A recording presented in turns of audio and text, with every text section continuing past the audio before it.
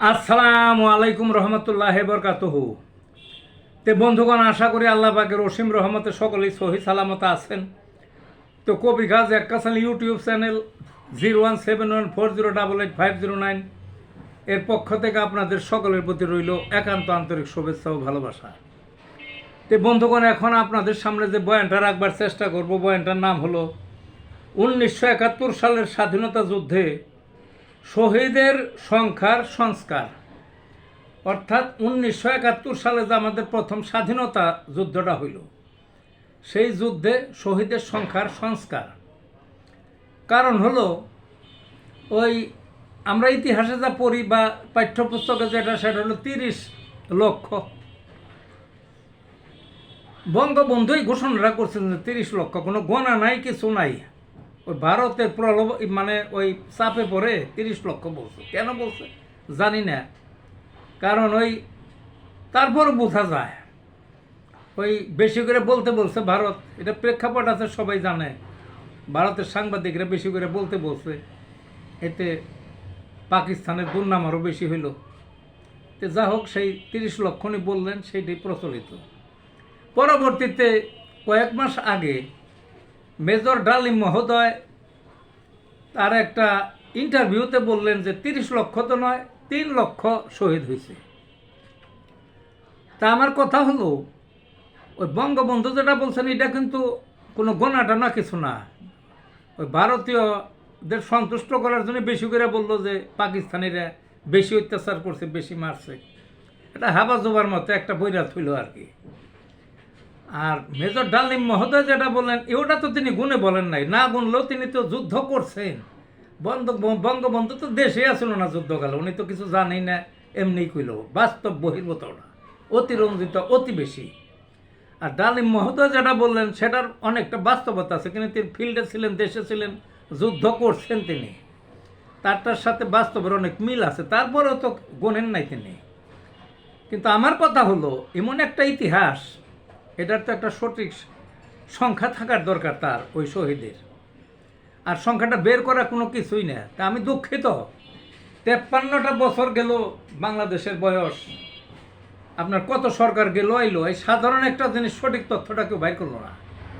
ওই বঙ্গবন্ধু এটা করলো, বইলা হয়ে গেল। আর সবার মনের মধ্যে খুব যে মিথ্যা তথ্য কেন ইতিহাসে, ওইভাবেই রয়ে গেল। কেউ আর পরিবর্তন করলো না, বুঝলেন না? তে ওই প্রত্যেক গ্রামে সেই আমলের বহু লোক জীবিত আছে এখনো। আমিও আছে। আমাদের গ্রামে কয়জন মরছে, শুধু গ্রামে তো না, আমরা যে ইউনিয়নে বাস করতাম সেই ইউনিয়নে কয়জন মরল আমি নিজেই সাক্ষী দিতে পারবো। এরকম আমার মতো প্রত্যেক গ্রামে, প্রত্যেক ইউনিয়নে শত শত সাক্ষী আছে ওই সময়ে। তা আমার কথা, আপনারা গ্রাম ভিত্তিক এটা বাইর করেন, তারপরে ওটাকে কম্পাইল করেন, ওই করেন মানে করান সরকারের থেকে, ইউনিয়ন ভিত্তিক, ইউনিয়নের থেকে উপজেলা ভিত্তিক, জেলা ভিত্তিক, বিভাগ ভিত্তিক, তারপরে কেন্দ্রীয় ভিত্তিক করবেন, ঘোষণা দেবেন। সেইটাই হবে ইতিহাস, এবং সঠিক তথ্য পাইবেন। যে সঠিক জিনিস মানুষও জানুক।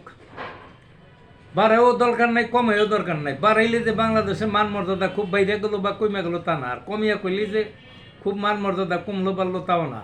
আমরা চাই সঠিক জিনিস। এগুলো নিয়ে আর থাকবো কেন? এটা তো সাধারণ জিনিস বের করা। তবে এখানে একটা জিনিস সতর্ক থাকতে হবে, প্রত্যেক দিনই তো মানুষ মরে, বাংলাদেশে মরে না? কিন্তু ওই সময় তো মরছে, এই 9 মাসের যুদ্ধের সময় তো কত মানুষই মরছে নর্মাল, সেগুলারে ধরা যাবে না। আরেকটা কি ধরা যাবে না, সেটা হলো রাজাকার আছিল না অনেক, রাজাকারও অনেক মরছে, সেগুলো তার শহীদ না, সেগুলোও ধরা যাবে না। তবে যারা অ্যাকচুয়াল যুদ্ধে গিয়া শহীদ হয়েছে এবং নিরীহ মানুষগুলারে এই রাজাকারেরা বা পাকিস্তানি পন্থীরা বা পাকিস্তানি আর্মিরা কত মারছে, সেগুলোও শহীদের মধ্যে গণ্য। কাজেই আমি যে প্রচেষ্টা দেখালাম, এভাবে বাইর করেন। বাইর করবো কে? বললামই তো, 53 বছর যে রাজনৈতিক দলগুলা ক্ষমতায় দেখছে, এদের দ্বারা সম্ভব না। এরা কিছুই বোঝে না। তারা লুটপাট, কিভাবে ক্ষমতায় থাকবো, কিভাবে কারিকুলাম করে সংবিধান চেঞ্জ করে বা কারে তত্ত্বাবধায়কে আনবো, কয়েকটা বিচারপতিকে অবসর দিয়ে টদলাইয়া এই সমস্ত যত যত হাজে বাজে কাজকর্ম তাদের, টাকা পাচার, টাকা কামাই করা, প্রতিপক্ষকে মারা, প্রতিপক্ষের নামে মামলা দেওয়া, অকাম কোকাম ছাড়া তো আর আমরা কিছু দেখি নাই, সব চোর বাটপারি কাজকর্ম, বুঝলেন না? 2 নম্বরিয়া কাজকর্ম, অমানুষের কাজকর্ম। তো এখন আমাদের ডক্টর ইউনূস স্যার আছেন, তিনি খুবই প্রথিতযশা লোক। তার যে গ্রহণযোগ্যতা, এটা শুধু দেশে না, এটা দেশের গণ্ডি ছাড়িয়ে উপমহাদেশ, মহাদেশের গণ্ডি ছাড়িয়ে সারা দুনিয়া তার প্রভাব, সারা দুনিয়ায়। এবং তিনি সংস্কার করতেছেন যাতে ভালো করে ভোট হয়, সেই সংস্কার। কিন্তু শুধু ভোটের সংস্কার করলে তো স্যার হবে না। এই যে যেটা বললাম, এটা ইতিহাস। এটা এই 71 সালের যে স্বাধীনতার যুদ্ধ, তখন শহীদের সংখ্যা অ্যাকচুয়াল কত, এটাই ডক্টর ইউনূস স্যারকেই করতে হবে, ওনার পক্ষেই সম্ভব নিরপেক্ষভাবে। কাজেই অনুরোধ করব স্যার, আপনি দয়া করে অবশ্যই এই যে পদ্ধতিটা, আপনি নিশ্চয়ই অনেক জ্ঞানী গুণী, ওই আমাদের ধরাছোঁয়ার বাইরে এতটুকুই আপনার জ্ঞানের পরিধি। আপনি আরও অন্য কারিকুলামেও করতে পারেন, কিন্তু আমিও যে কথাগুলো বলছি এইভাবে অতি সহজে ওই করা যায়। কাজেই আপনি দয়া করে 1971 সালের স্বাধীনতার যুদ্ধে কতজন শহীদ ছিল প্রকৃত জিনিসটা বের করে ইতিহাসে লিপিবদ্ধ করে যান, এইটাই কাম্য। ভালো থাকুন বন্ধুগণ।